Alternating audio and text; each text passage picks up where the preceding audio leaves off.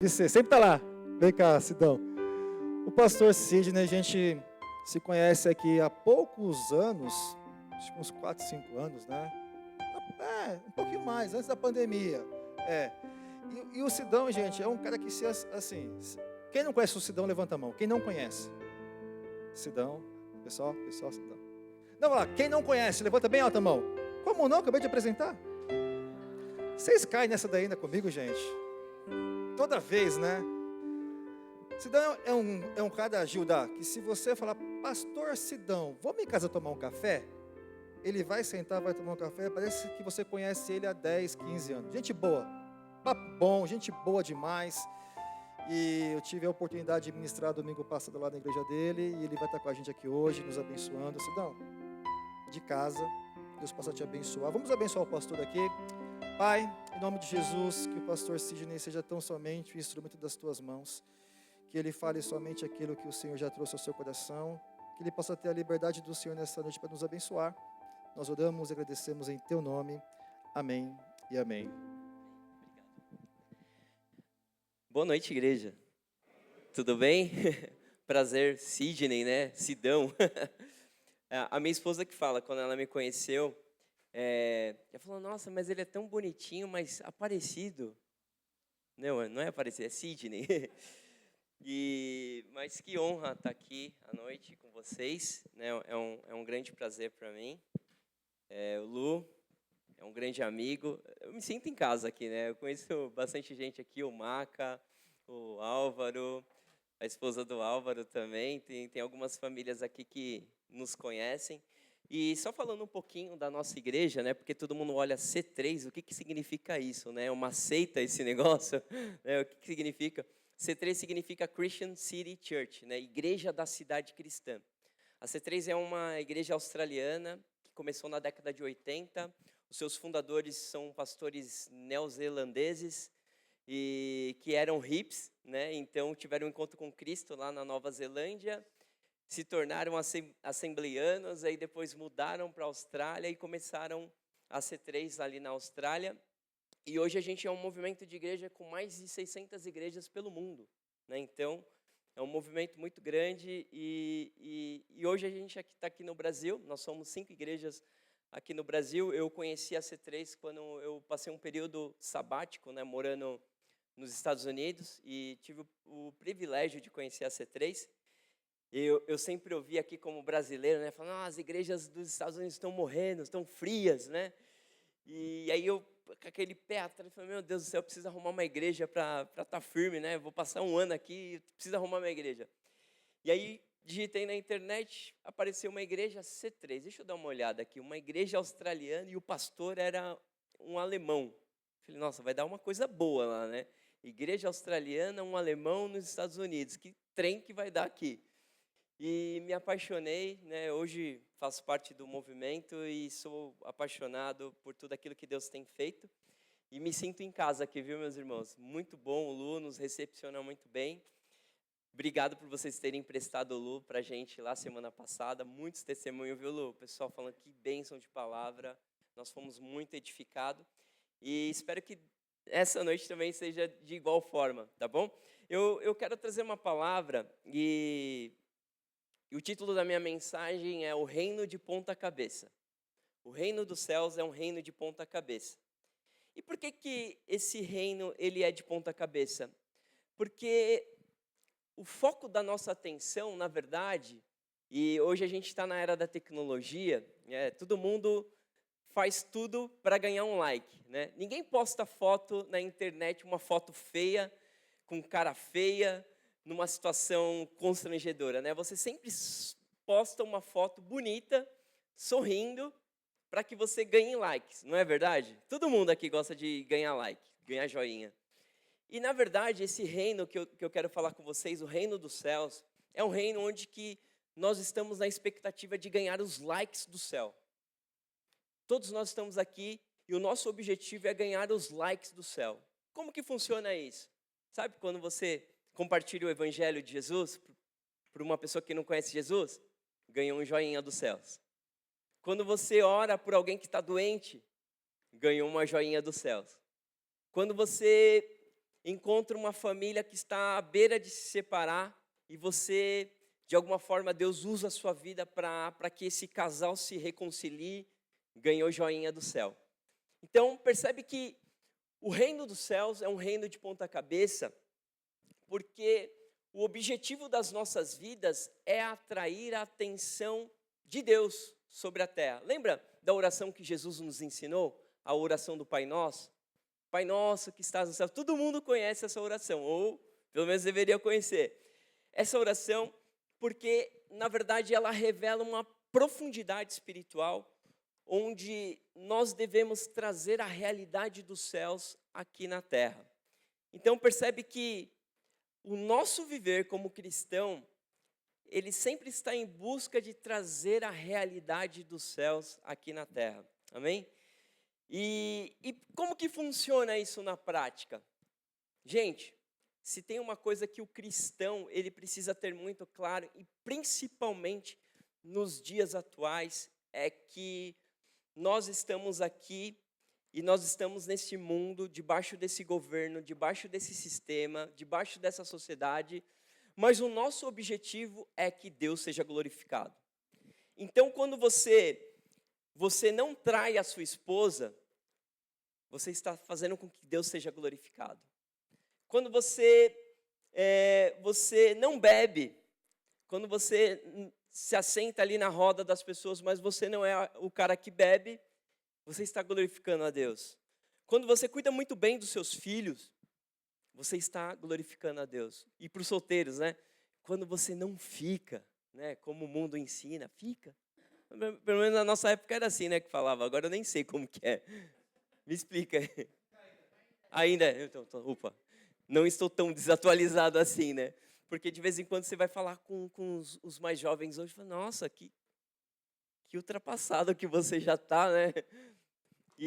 Mas a grande verdade é que nós estamos nessa sociedade e nós vivemos uma realidade de ponta cabeça, porque nós não estamos aqui para agradar a este mundo, nós estamos aqui para agradar um grande rei e ele vai nos galardoar de acordo com cada uma das obras que nós fazemos. Aí eu queria trazer um contexto que Jesus ele trouxe um ensinamento muito importante. E quando a gente olha ali no período que Jesus veio ao mundo, o maior império que existia ali era o Império Romano. E eu vi alguns estudos, não sei se você já fez esse estudo, mas existem alguns estudos que dizem que se o Império Romano hoje ele existisse, ele teria em torno de 45 países. Ele abrangeria em torno de 45 países. Então, imagina ali, toda a Europa seria parte do Império Romano. E se esse Império Romano ele estivesse presente nos dias atuais, ele seria a segunda maior economia do mundo. Seria a segunda maior economia do mundo. Eu quero te mostrar, só para você entender a grandeza de onde que começou, onde que Jesus estava ensinando os seus discípulos. E se esse Império Romano ele existisse hoje, ele seria o segundo maior exército do mundo. Só perderia para os americanos, né? Aliás, os americanos ganham em tudo, sempre, né? Parece que, ganham em tudo, menos no futebol. Então, eu queria que você entendesse a grandeza do que significava morar, estar debaixo ali do Império Romano. E a grande verdade é que nós gostamos de fazer parte de algo muito grande, é ou não é verdade? Quando você trabalha numa grande empresa, você gosta de falar, olha, a empresa que eu trabalho, né, que nem a empresa que eu trabalho está presente no mundo inteiro, ela é líder do mercado de bebidas, né? Então você gosta de falar isso quando você participa de algo muito grande. E eu tenho a certeza que as pessoas que faziam parte do Império Romano, eles também tinham esse orgulho de eu faço parte do Império Romano, eu sou um cidadão romano. Então, ser parte desse Império Romano significava motivo de orgulho, você ser um cidadão romano. Mas olha só que interessante que Jesus escreveu debaixo desse Império Romano, vivendo aquele período da história, lá em Mateus capítulo 18, do versículo 1 ao 3. Mateus capítulo 18, do versículo 1 ao 3, que diz assim: Naquele momento, os discípulos chegaram a Jesus e perguntaram: Quem é o maior no reino dos céus? Quem é o maior no reino dos céus? Era uma dúvida que pairava no meio dos discípulos. Eles queriam saber quem era o maior. Quem era o discípulo ali que de alguma forma exercia uma influência e era o maior ali entre os discípulos? Quem era o maior? E quando a gente pensa sobre isso, a gente aprendeu na sociedade onde a gente vive a valorizar quem é maior. É ou não é verdade? Quem é o mais bem-sucedido, quem mora na melhor casa, quem tem o melhor carro, quem é o mais reconhecido, quem é o mais importante, quem é aquele cara que nunca pode faltar. E no meio dos discípulos também não era diferente. Eles tinham essa preocupação de saber quem é o maior. Jesus, quem é o discípulo mais importante aqui? Quem é a cereja do bolo aqui que não pode faltar na festa? Quem é aquela pessoa que, poxa, se ele não vir, todo mundo vai ficar chateado. Poxa, ele não veio. Ah, não vai funcionar.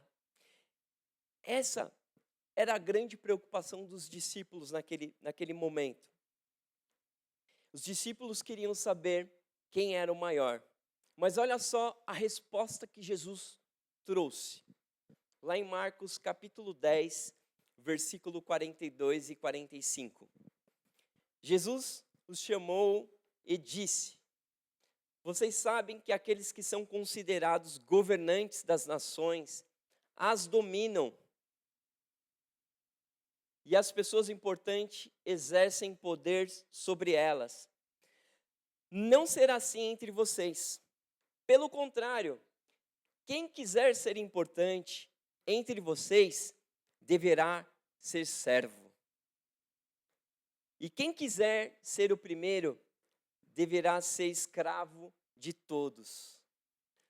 Pois nem mesmo o Filho do Homem veio para ser servido, mas para servir e dar a sua vida em resgate de muitos. Quando eu li esse texto e parei para pensar da forma com que a gente foi criado, a forma com que a gente foi educado, a forma com que a gente foi ensinado, sempre na escola, você deveria ser o melhor, o mais importante, aquele que se destacava, aquele que todo mundo lembra. Só que quando a gente começa a olhar para o reino dos céus, o padrão de valor do reino dos céus, ele é totalmente diferente. E aí existia essa dúvida ali entre os discípulos. Eles queriam saber quem era o mais importante. E aí Jesus joga um balde de água fria sobre aqueles discípulos que estavam preocupados em saber quem era o mais importante. Jesus diz assim que aquele que quiser ser o maior, ele deve ser o menor. Aquele que quer ser servido, ele deve servir. E aí, esse texto, esse ensinamento de Jesus traz algumas lições para todos nós aqui que estamos servindo na casa do Senhor. Todos vocês que têm servido, exercido o ministério, têm liderado o departamento, têm liderado alguma área da igreja, têm se dedicado, têm se doado. Sabe, eu tenho falado na nossa igreja lá na C3 que depois que inventaram essa palavra voluntário, tudo começou a dar errado. Sabe por quê? Porque o voluntário, ele não está fazendo aquilo porque é importante. Na verdade, o voluntário, e principalmente nas empresas, você exerce o voluntariado, na verdade, tudo por um clique, para que o seu chefe fale, não, é isso aí, cara, você mandou muito bem. E aí, quando a igreja adotou esse título de voluntário, foi aonde que as coisas começaram a dar ruim, dar errado. Sabe por quê? Porque o voluntário tem um significado de, eu faço quando der. Eu vou quando eu puder. Eu vou na escala, mas tudo tem que cooperar para que eu vá na minha escala. Ou eu sou simplesmente um cumpridor de escala, que hoje tem uma categoria de cristão, né? E tenho certeza que aqui não acontece isso, né? Mas lá na C3 acontece. Já aconteceu muito. Sabe, quando existem algumas culturas que são desenvolvidas que são péssimas. E teve um momento da nossa história de igreja que algumas pessoas chegaram a fazer parte da nossa comunidade e algumas pessoas foram fazer parte do nosso time de louvor.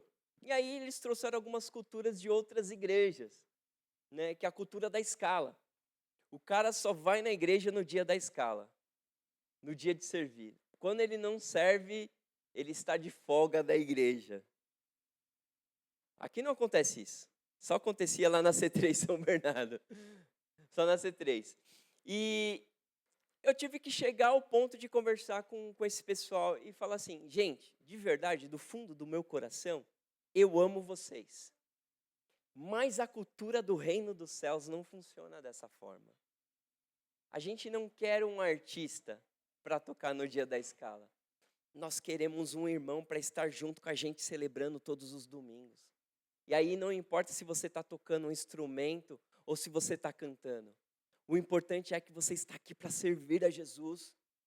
E mais do que o seu talento, mais do que a sua habilidade, nós queremos a sua pessoa, não o seu talento, a sua habilidade. Algumas pessoas entenderam, outras nem tanto. Mas está tudo bem. O importante é que a gente precisa entender que dentro do reino dos céus, nós temos um papel. E o nosso papel é de servo. O nosso papel é de servo. E o próprio Cristo, ele diz assim, ó, que nem o Filho do Homem veio para ser servido, mas veio para dar a sua vida, veio para servir, dar a sua vida em resgate de muitos. Então, como líder, estou falando com líderes, né? Como líder, como que você consegue medir a força da sua liderança? É uma das coisas que eu tenho mais falado na nossa comunidade. Como que você mede a força da sua liderança? Não é o número de pessoas que param para te ouvir. Sabe? Como que é medida a força da liderança do pastor Lu? Não é pelo número de pessoas que param para ouvir o Lu, mas na verdade é o número de pessoas que fazem aquilo que o Lu está fazendo. E o Lu tem se doado pela Igreja Batista da Vila Euro. Então, como que é medido, qual que é a métrica aqui? A métrica é quantas pessoas aqui nessa comunidade entenderam a visão que Deus deu para a vida do pastor Lu e quantas pessoas aqui nessa comunidade têm andado ombro a ombro com o pastor Lu. Essa é a métrica que é medida. Não pelo número de pessoas que param para ouvir o Lu.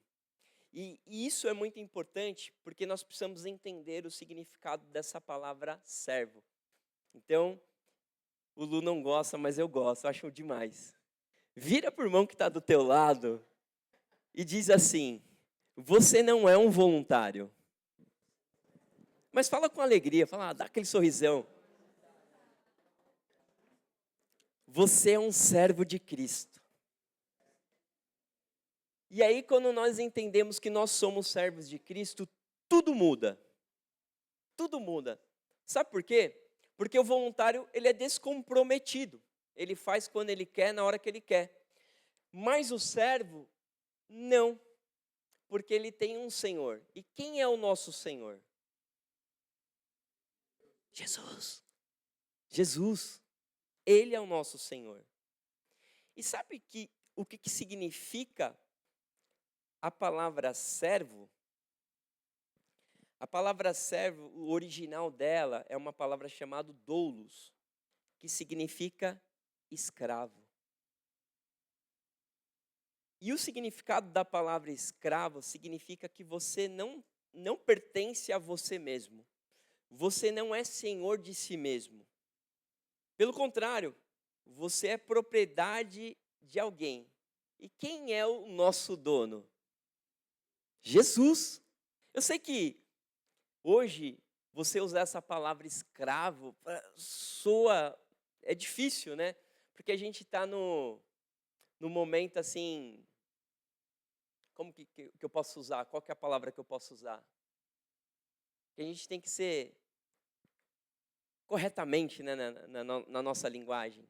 Nossa, escravo, nossa, que coisa ultrapassada, que coisa antiga. Mas, na verdade, o sentido da palavra servo significa escravo, aquele que não tem vontade própria, aquele que se voluntaria em servir ao seu próximo. E pensando sobre essa palavra, escravo, Deus me deu a grande chance de conhecer alguns lugares do mundo. E nesses lugares, sabe, eu sou apaixonado pela literatura, eu gosto de ler.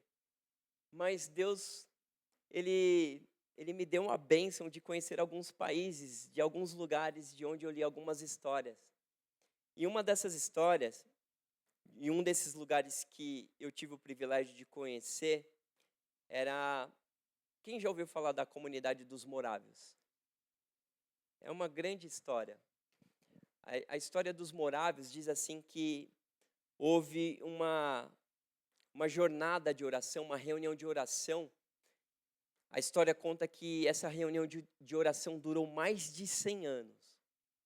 Mais de 100 anos. Você já parou para pensar? O que é uma reunião de oração durar mais de 100 anos? A Igreja Batista aqui completou 50 anos. Imagina que desde o seu início tinha uma reunião de oração que não foi interrompida durante todo esse período, vezes 2, né? E foi exatamente isso que aconteceu com os morávios.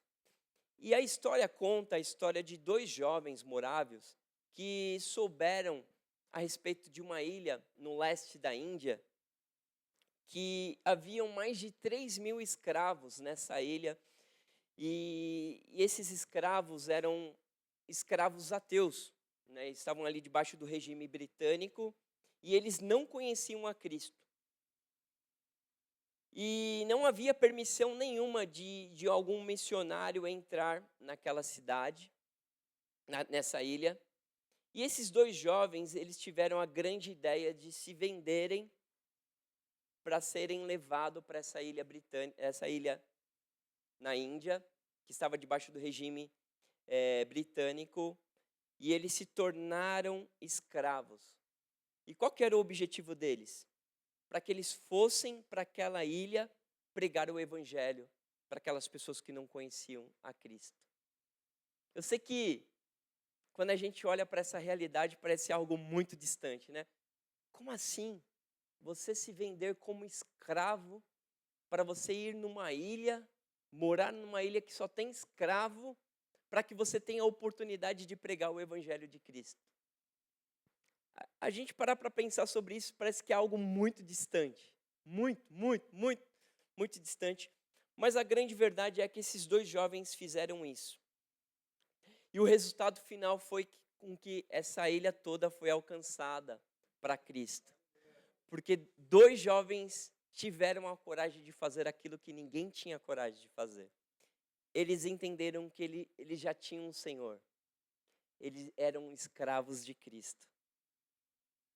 E quando a gente olha essa história desses 2 jovens moravianos, a gente vê respaldo bíblico para aquilo que eles fizeram. A Bíblia fala que no Antigo Testamento, que existiam 2 formas de você alcançar redenção. O princípio da redenção, do resgate.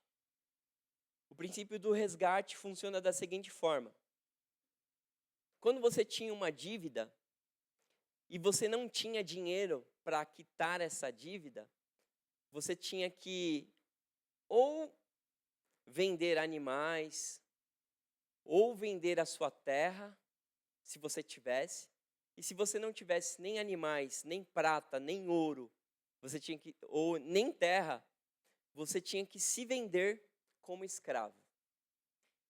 E naquela época, a única forma de você ser resgatado, você ser redimido, era depois de 6 anos de trabalho, no 7º ano, você se tornava livre. Então você tinha que trabalhar 6 anos sem salário para pagar a sua dívida. Mas existia uma segunda forma de você ter a sua dívida paga, que era através de um parente que tinha algumas posses. Ele poderia ir até esse senhor e ele calculava ali qual era o preço da dívida que você tinha e ele ia lá, quitava. Então você era redimido, resgatado. E quando a gente olha para esse exemplo de redenção, nós vemos na figura de Jesus que funciona da mesma forma. Nós fomos redimidos pelo perdão dos nossos pecados através do sangue de Jesus. Outrora, nós éramos servos de outros senhores, né? Nós éramos escravos do alcoolismo, da prostituição, da pornografia, do egoísmo, da rejeição, do orgulho, da mentira. A lista é vasta. Nós éramos escravos, mas Jesus foi lá e pagou um alto preço para que a gente se tornasse livre. Foi exatamente isso que Cristo fez por amor às nossas vidas. Olha só o que está escrito lá em Colossenses, capítulo 1, versículo 13 e 14, diz assim: Ele nos resgatou do poder das trevas e nos transladou para o seu reino do seu Filho, muito amado, na qual nós temos a nossa redenção, a remissão dos nossos pecados. Meus irmãos, nós fomos comprados com um alto preço. Nós fomos comprados pelo sangue de Jesus. Outrora nós éramos escravos do pecado. Agora nós somos escravos de Cristo. Nós somos servos de Cristo. Gálatas, vou ler primeiramente, 1 Pedro, capítulo 1, versículo 18 e 19, diz assim: Sabendo que não foi mediante coisas corruptíveis, como prata ou ouro, que foste resgatados do vosso fútil procedimento, que os vossos pais vos legaram, mas pelo precioso sangue, como o do Cordeiro sem defeito, sem mácula, o sangue de Cristo. E o que o sangue de Cristo nos fez? Fez com que nós nos tornamos filhos de Deus. Filhos de Deus. Olha só o que está escrito em Gálatas, capítulo 4, versículo 7 a 9, diz assim: Assim você já não é mais escravo, mas filho, e por isso Deus também os tornou herdeiro. Até antes, quando vocês não conheciam a Deus, eram escravos daqueles que por natureza não são deuses. Mas agora, conhecendo a Deus, ou melhor, por Ele conhecido, e como estão voltando os mesmos princípios elementares, fracos e sem poder, querem ser escravizados por eles outra vez? Tudo porque Ele nos amou primeiro. Olha só, 1 João capítulo 4, versículo 19, diz assim: Nós amamos Ele porque Ele nos amou primeiro. E por que eu estou falando tudo isso? Sabe, nessa caminhada cristã, o que mais nós precisamos entender e o porquê que nós servimos, porque nós somos servos de Cristo. A grande recompensa que nós iremos ter lá na glória, Deus já nos deu. O poder de nós podermos ser chamados filhos de Deus. Então, quando você reconhece e você sabe quem você é, servir, vir à igreja, cumprir a escala, já não é um peso, já não é um fardo. Sabe por quê? Tudo que você faz tem um objetivo: Cristo ser glorificado. Cristo ser glorificado. Então, quando você chega aqui no domingão, de manhã, sabe? Dá aquele sorriso maior que você tiver. E dá aquele abraço. E eu sei o quanto isso é poderoso. Lá na nossa igreja, a gente brinca, né? Que nós temos um time de boas-vindas. E o nosso time de boas-vindas é um time muito caloroso. É um pessoal que abraça, quer saber o seu nome. Porque eu ensino lá na nossa igreja que tudo bem chamar de irmão, é irmão. Mas é muito importante você saber o nome da pessoa. Porque muitas vezes a gente se esconde chamando as pessoas de irmão, porque você não se atentou em aprender o nome da pessoa. E posso falar a verdade? Quando você grava o nome da pessoa que está visitando a nossa igreja, e você chama ela pelo nome, no próximo final de semana que ela vier, e principalmente aqueles que estão visitando a nossa igreja, e você chamar ela pelo nome, cara, ela vai se sentir tão importante, meu irmão. Falou, olha, eles se importam comigo. Ele se lembrou do meu nome. Ele se lembrou da história. Ah, mas é difícil. Gente, eu sou dessa geração do TDAH. Eu sou o esquecido. Mas eu aprendi uma técnica que eu vou ensinar para vocês. Depois vocês podem fazer o Pix na minha conta, tá bom? É uma técnica muito boa. É assim. Eu sempre chego na nossa igreja cedo. E eu fico na porta porque eu quero falar com todo mundo que está chegando. Eu mais gosto de ficar sem escala de pregação do que pregando, porque eu gosto de ficar lá na frente para conversar, conhecer as pessoas. E eu faço o seguinte, eu me apresento quando tem algum visitante, pergunto o nome, pergunto quem convidou ela, como que ela chegou na igreja, e eu faço 3 frases repetindo o nome da pessoa. Funciona, gente. Essa é a minha técnica. Algumas vezes falha. O Denis e a Vanessa estão aqui. Tem um menino lá na nossa igreja que chegou. O nome dele é João. Nome difícil de decorar. João. Usei a minha técnica de montar a frase e sair para jantar lá. No dia lá, os jovens foram jantar, aí no shopping, eles falaram, pastor, você vai com a gente lá jantar? Eu falei, agora, vamos embora. E aí fiquei próximo do menino, conversando e tal. No próximo final de semana, eu falei, Maurício, que bom que você veio. E eu permaneci chamando ele de Maurício umas 3 semanas. Ele falou, não, pastor, meu nome é João. Falei, ô, João, mas você tem cara de Maurício. Não sei porquê, a sua mãe já tentou te chamar de... Por acaso tentou te dar o nome de Maurício? Brincadeira, mas a grande verdade é que funciona.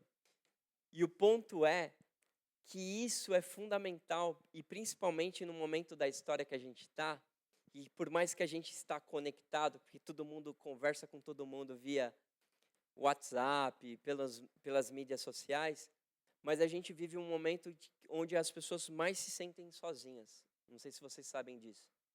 E o fato de você receber alguém e você convidar essa pessoa e você chamar essa pessoa pelo nome, significa que você se importou com ela. E isso é muito importante. E aí, sabe o que vai acontecer com a Igreja Batista da Vila Euro? Esse lugar já está pequeno, mas vai ficar menor ainda, porque a casa vai ficar mais cheia. Em nome de Jesus, amém? E sabe por quê? Porque cada um entendeu o seu papel dentro do corpo de Cristo. Aqui é um time. Aqui nós estamos trabalhando com um objetivo. Eu sempre falo isso para o meu time. Eu falo, gente, nós temos um objetivo aqui nessa noite. Deus ser glorificado. Deus ser exaltado. E principalmente a gente que exerce a função de liderança, aí eu não sei como que é a cultura de vocês, mas eu falo muito na nossa igreja que os nossos líderes têm que ser aqueles que sentam nos primeiros lugares. Sabe por quê? Porque tem que ser aquela galera que vai ensinar toda a igreja como que tem que adorar. Levantando as mãos, fechando os olhos, louvando com intensidade, sabe? Cantando. E eu acho essa experiência do louvor algo poderoso, sabe?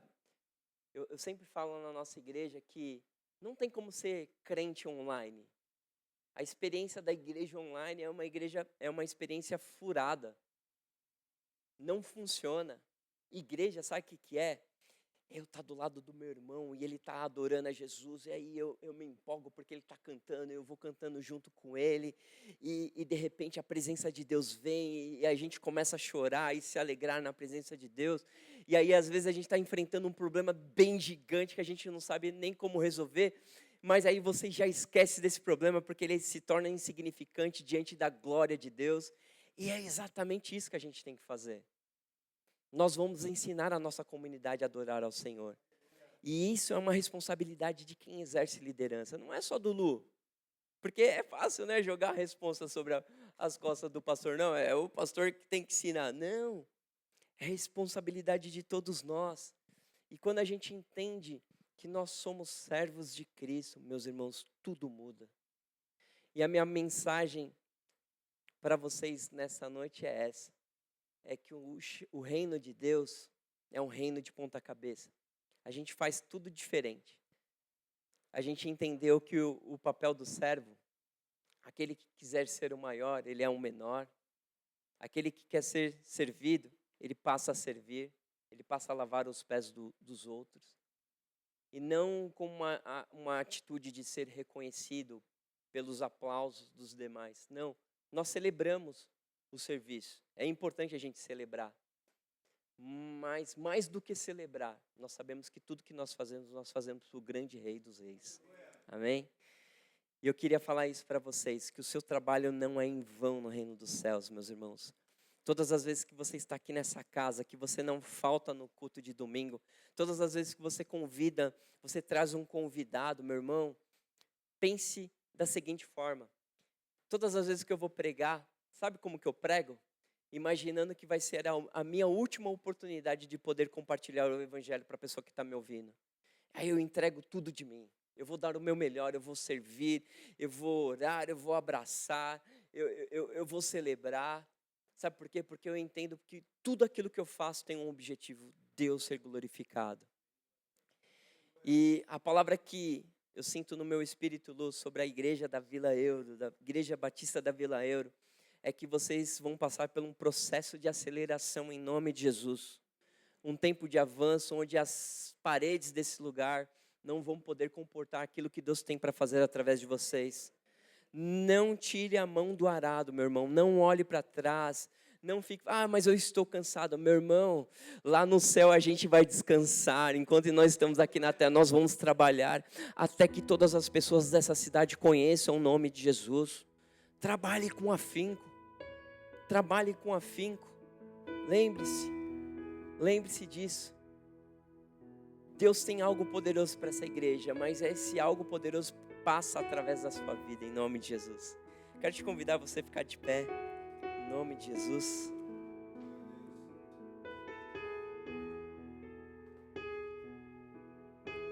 Pai, eu te agradeço por essa igreja maravilhosa, Senhor. Obrigado porque o Senhor tem sustentado essa casa. O Senhor tem feito grandes coisas neste lugar, Senhor. E que a Tua vontade, Senhor, seja cumprida sobre a Igreja Batista de Vila Euro. Que de fato, Senhor, isso que o Senhor ministrou ao meu coração, esse tempo de aceleração aconteça, Pai. Que a liderança dessa comunidade possa crescer mais ainda, em número, Senhor. Que mais pessoas venham assumir a responsabilidade de liderar departamento, de liderar pequenos grupos, de se colocar à disposição para servir essa comunidade, Senhor.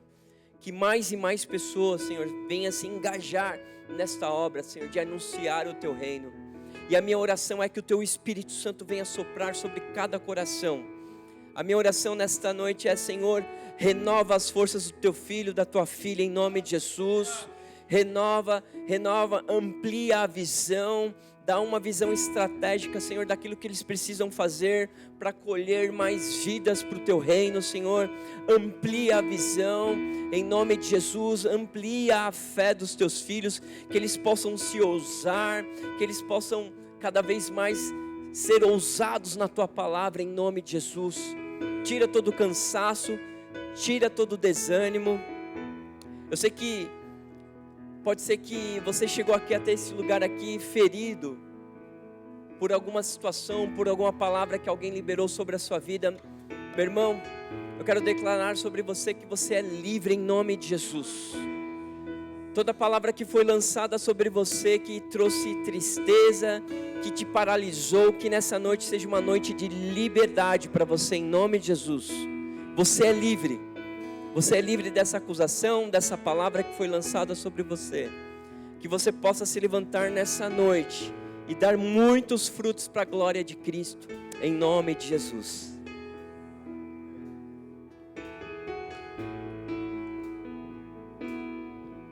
Preciso